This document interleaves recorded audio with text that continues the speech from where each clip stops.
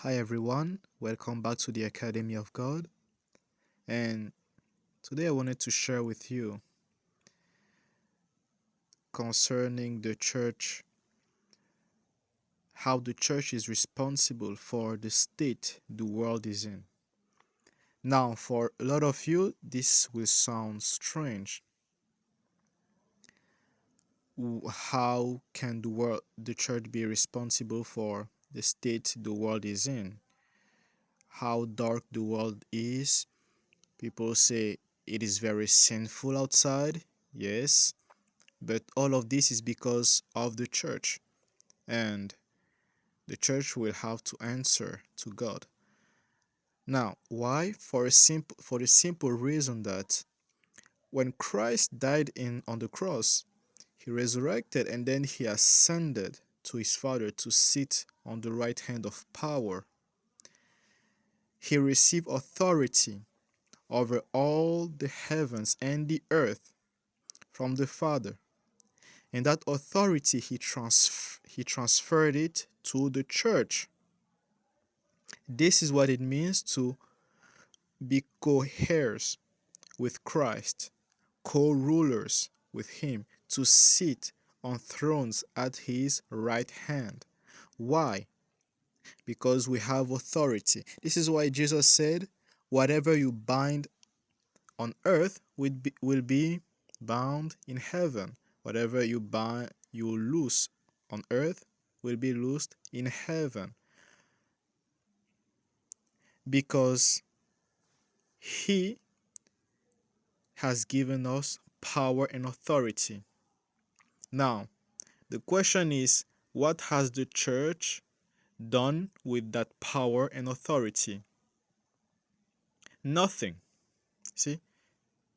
Nothing but sitting down, singing Kumbaya at the church, and then waiting for the end of the world, waiting for the rescue mission called the rapture. All these things. Yet the church has done nothing, even though Jesus said that it, it is done. He called us victorious. He says that he has given us power. He has overcome the world. Why? So that we don't need to do so. We are already overcomers by virtue of being children of God, because Jesus has done everything.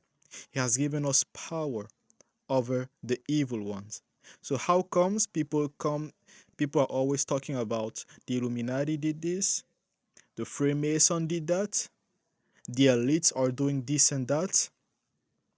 Now, are there evil people, evil actors at the top of, you may call it the world pyramid? Yes, but they are not at the top of the food chain. The church is. See, I think a lot of people have a misconception of who the devil is, because they think the devil is somehow doing arm wrestling with the Lord and he's fighting Jesus somehow.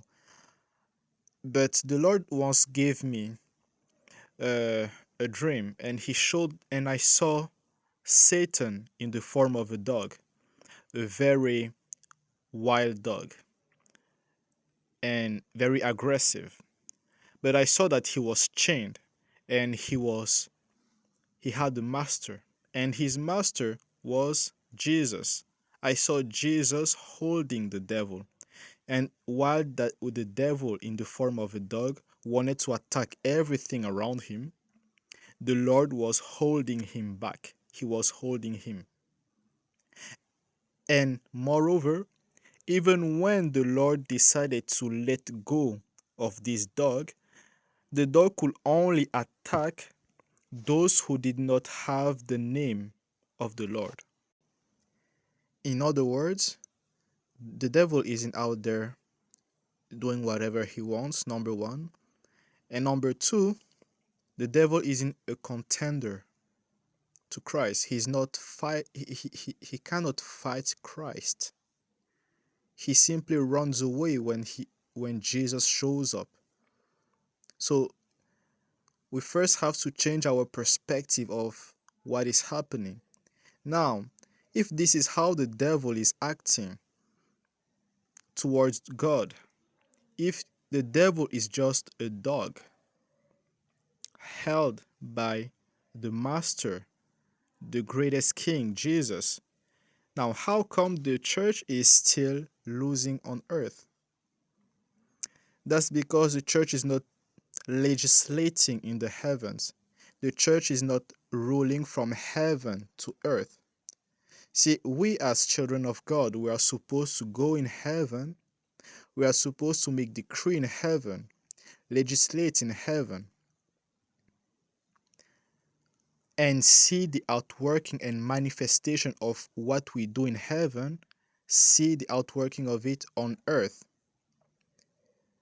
But we don't do that. Instead, we are the ones marching, signing petitions, debating people, when we are supposed to be at the feet of the Lord, going in heaven and using authority to provoke change on earth. But instead, we are not doing that in the church.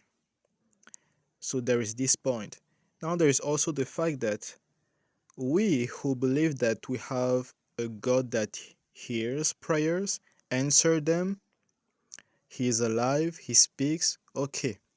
Now, why don't we have Christians going to God and, I don't know, asking God about the cure for cancer, or asking God about new inventions?